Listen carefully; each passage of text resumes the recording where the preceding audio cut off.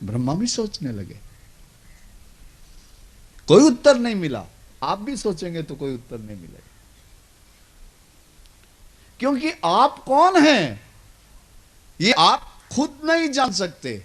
कोई उपदेशक बताएगा आपको कि आप कौन हैं। और ब्रह्मा को भी उस उपदेशक ने ही बताया, कल बताया ना भगवान ने 4 श्लोकों में ज्ञान दिया ना कि देख, जब कुछ नहीं था तब मैं था, अब तू है तो मैं ही हूं, और तू नहीं होगा तो मैं ही होऊंगा। क्योंकि सर्वत्र उसी की सत्ता होती है। लेकिन देखिए, यह सत्य जैसे ब्रह्मा ने सुना और स्वीकारा, वैसे आप नहीं स्वीकारेंगे। अगर आपको भी यह कहा जाएगा कि देखो तुम भगवान के ही अंश हो, अभी इस शरीर में वह चैतन्य भगवत अंश ही तुम में रह रहा है, और शरीर छूट जाएगा तो भगवत अंश ही यहां से जाएगा, लेकिन तुम अपना नाम नहीं छोड़ना चाहते, उधार का नाम नहीं छोड़ना चाहते, ये शरीर नहीं छोड़ना चाहते। तुम बीमार हो जाओगे तो दवाइयां खाओगे, लेकिन तुम जिंदा रहना चाहते हो। तुमको 4 लोग उठा करके चलाएं तो तुम चलना चाहते हो, मरना नहीं चाहते।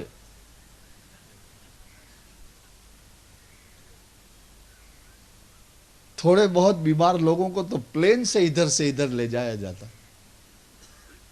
और उनके ऑपरेशन 10-10 लाख रुपए के होते। मैंने तो कभी देखे ही नहीं 10 लाख, और हम में से किसी ने नहीं देखे, लेकिन फिर भी वो नहीं बचते।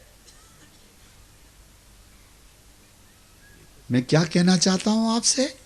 मैं ये कहना चाहता हूं कि हमने अपने मिथ्यात्व को ऐसा पकड़ रखा है कि उससे छोड़ना नहीं चाहते। हम पुरुष नहीं मिटना चाहते, हम किसी के पिता हैं, हम उसे नहीं छोड़ना चाहते। हम अपना पितापना बनाए रखना चाहते, हम अपनी जाति बनाए रखना चाहते, हम अपना तथाकथित धर्म बनाए रखना चाहते। हम धर्म से नहीं बंधे रहना चाहते, धर्म को बांधे रखना चाहते हैं। इसीलिए तो नए नए संप्रदाय बनते रहते हैं। लोग धर्म बनाते हैं, नई किताबें, नए ग्रंथ, नए तिलक, नई मालाएं, नई पद्धतियां, कहते हैं कि ये हमारा धर्म है। अरे अरबों साल पहले कौन सा धर्म था वो तो विचारो। क्यों छोटे काल का विचार करते हो? जब तुम छोटे समय का विचार करते हो तो तुमको पता नहीं तुम अपने आप को छोटा बना रहे हो।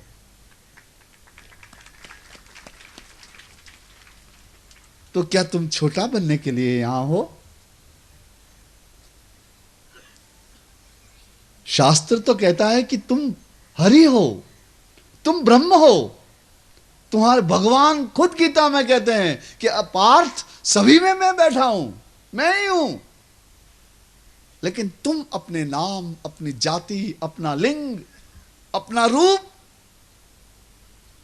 अपनी ममता, अपना मोह, अपना परिवार, उसे नहीं छोड़ना चाहते।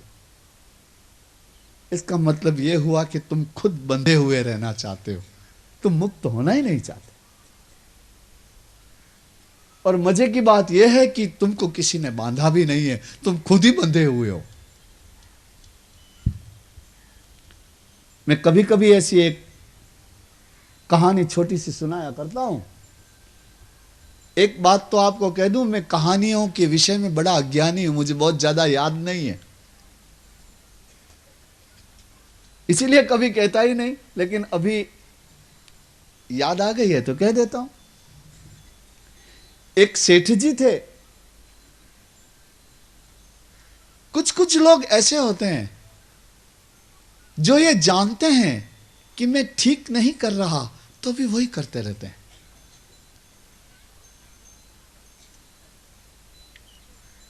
एक सेठ जी रोज दुकान पर जाते थे सवेरे और रात को लौटते थे। उनके जीवन का क्रम था ये। करते करते करते करते उनको ये विचार आया कि ये सब व्यापार कर करके ये सब इकट्ठा करने से क्या मिलेगा मुझे। कभी कभी इस मनुष्य को ऐसा होता है, इस दुनिया में क्या रखा है, हर आदमी को होता है। यह कुछ मजा नहीं है। ये क्या सब चल रहा है, ये सब क्या है, ये क्यों करते हैं हम? ऐसे व्यक्तियों को होता है, क्या मिलेगा इससे हमको? उनके भी हृदय में आ गया। तो जो अपने घर से अपनी दुकान तक जाते थे, तो रास्ते में एक महात्मा एक आश्रम में रहते थे। उनका आश्रम था छोटा सा। सेठ जी कभी भी उस महात्मा के आश्रम में गए नहीं, सुन रखा था कि इस आश्रम में एक महात्मा रहते हैं। लेकिन यह प्रश्न जब बहुत उनके मन में चलने लगा, तो एक दिन वो उस आश्रम में चले गए और उस महात्मा को कहा कि देखो, मैं ये माया छोड़ना चाहता हूं, लेकिन मुझसे नहीं छूटती, तो मैं क्या करूं, कैसे छोड़ूं? तो महात्मा ने बड़ी गहरी आंखों से देखा, क्योंकि महात्माओं की आंखें तुम्हारे बाह्य को ही नहीं, तुम्हारे अंतःकरण को भी देखती हैं। बड़ी गहरी और पैनी, पॉइंटेड, तीखी आंख होती है महात्मा की, क्योंकि वो इस विराट संसार में आत्म तत्व को ढूंढता है ना, इसलिए उसका कर्म उसके दृष्टि को बहुत बारीक बना देता है। उसकी लगन, उसकी श्रद्धा, उसकी आस्था, उसकी देखने की शक्ति को बहुत गहरा बना देते हैं। महात्मा ने बड़ी गहराई से सेठ जी को देखा और कहा कि देखो, ऐसा है कि कल आ जाना। आज तो नहीं, कल बताऊंगा तुम्हें। अच्छा ठीक है, कल सवेरे कब जाते हैं दुकान पर? 8 बजे, बस 8 बजे आ जाना। तो सेठ जी दूसरे दिन 8 बजे महात्मा के आश्रम में गए। तो उन्होंने क्या देखा कि महात्मा एक पत्थर का जो स्तंभ होता है ना, उससे चिपके हुए थे। और महात्मा ने कहा, कह रहे सेठ जी जल्दी आओ, मुझे छुड़ाओ, मुझे इस स्तंभ ने पकड़ लिया है, मुझे छुड़ाओ तो इससे। महात्मा चिल्लाने लगे, सेठ जी इधर आओ, मुझे छुड़ाओ, इस स्तंभ ने मेरे को पकड़ लिया। सेठ जी की आंखें तो बड़ी बड़ी हो गई। उन्होंने कहा कि महात्मा तो इतने बड़े ज्ञानी हैं और इन्होंने खुद ही तो इस पत्थर के स्तंभ को पकड़ रखा है, ये पत्थर का स्तंभ महात्मा को कैसे पकड़ सकता है? ये पत्थर का स्तंभ तो महात्मा को नहीं पकड़ सकता, महात्मा ने उसको पकड़ रखा है और कहते हैं कि मुझे छुड़ाओ। सेठ जी हंसने लगे कि आप कैसे ही महात्मा जी, आपने खुद ही तो पकड़ रखा है, छोड़ दीजिए, छूट जाएगा। महात्मा ने छोड़ दिया, हंसने लगे। बस यही तो बात है। क्या बात है? माया को तूने ही तो पकड़ा है, मेरा बेटा है, ये मेरी माँ है, कहीं ऊपर रजिस्टर थोड़ी है सब।